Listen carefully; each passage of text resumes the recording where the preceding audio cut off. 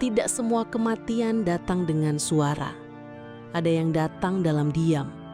Dan Pripyat mati dengan cara yang paling sunyi. Inilah Pripyat, kisah sebuah kota yang ditinggalkan waktu. Tahun 1970, di wilayah utara Ukraina, dekat sungai Pripyat yang tenang dan hutan-hutan pinus yang sejuk, pemerintah Uni Soviet meletakkan fondasi untuk sebuah kota yang mereka yakini sebagai simbol kejayaan era nuklir. Kota ini bukan dibangun untuk bertahan ratusan tahun, tapi untuk menjadi pusat kehidupan yang efisien dan produktif. Sebuah eksperimen sosial, kebanggaan kemajuan teknologi. Namanya Pripyat. Penduduknya adalah para insinyur, ilmuwan, teknisi, dokter, guru dan keluarga mereka. Orang-orang yang mengabdikan hidupnya pada pembangkit listrik nuklir terbesar dan paling ambisius saat itu, Chernobyl Nuclear Power Plant. Pripyat adalah kota muda.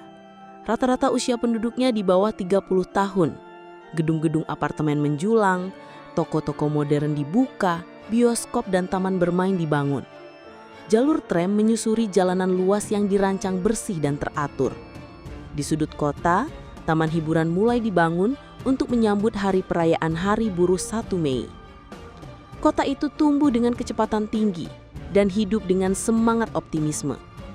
Anak-anak tumbuh di bawah matahari yang bersinar terang. Orang tua bekerja dengan rasa bangga. Tidak ada yang mencurigai apapun. Tidak ada yang takut pada reaktor raksasa yang berdiri hanya 3 km jauhnya.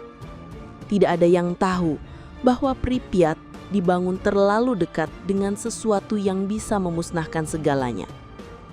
Tanggal 25 April 1986. Langit malam di Pripyat biasa saja.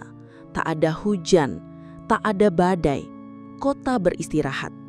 Beberapa pekerja malam berjaga. Anak-anak tertidur dalam pelukan boneka mereka.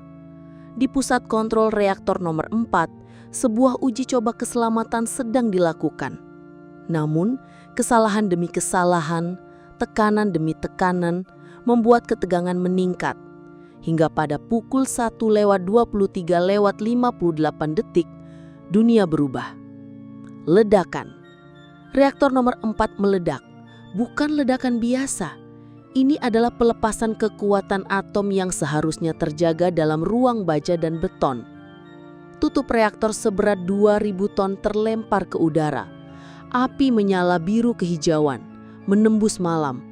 Awan radioaktif naik ke langit, menyebar, tak terlihat tapi sangat nyata.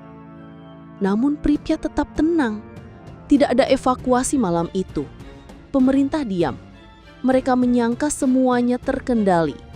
Esok paginya, anak-anak masih bermain di bawah langit yang dipenuhi partikel mematikan. Orang tua masih bekerja. Petani mencuci sayur dengan air yang telah terkontaminasi. Dan setiap napas membawa mereka lebih dekat ke kematian yang tidak segera terasa. Baru pada tanggal 27 April, 36 jam setelah ledakan, diumumkan evakuasi. Evakuasi bersifat sementara. Kalian akan kembali dalam 3 hari. Begitu bunyi pengumuman dari pengeras suara yang menggema di seluruh kota. Bus-bus kuning tua berdatangan.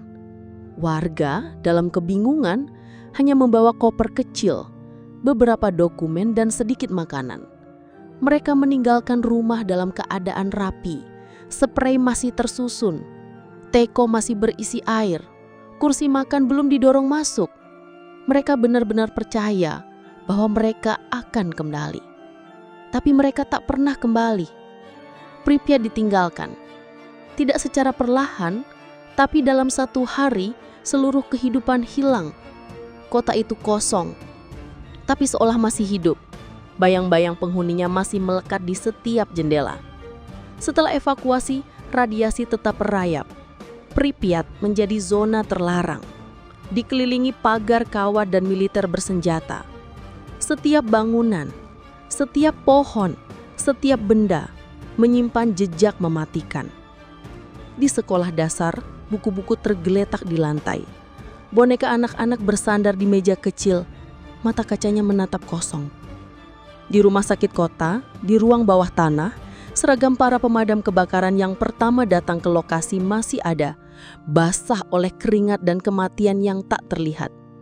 Mereka adalah pahlawan tanpa pelindung. Mereka datang menyelamatkan, tapi tak tahu bahwa mereka sedang mengorbankan nyawa. Di taman hiburan, biang lala berkarat berdiri bisu. Belum pernah dinaiki, belum sempat berputar.